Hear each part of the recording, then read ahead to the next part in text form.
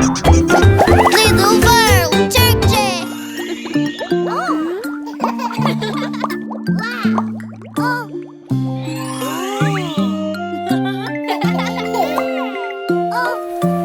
Yağmur, yağmur, şimdi git, sonra gel. Annem oynamak istiyor, şimdi git, sonra gel.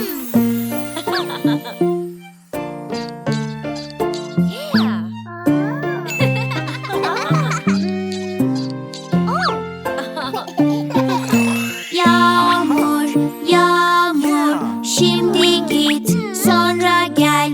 Babam oynamak istiyor, şimdi git, sonra gel.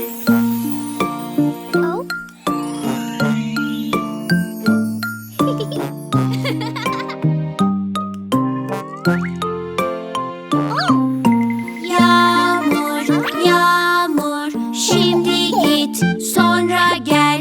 Efe oynamak istiyor, şimdi git, sonra gel.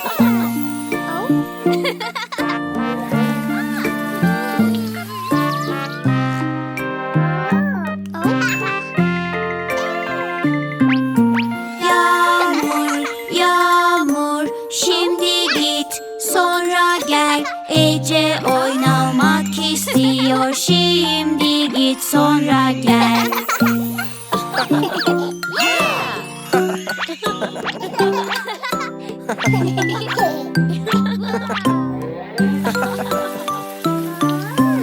Yağmur, yağmur, şimdi git, sonra gel.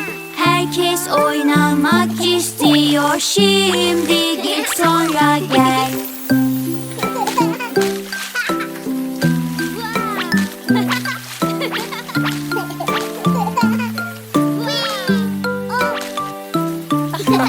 Yağmur, yağmur, işte gittin, sonra gel. Herkes oyun oynadı, başka bir gün tekrar gel.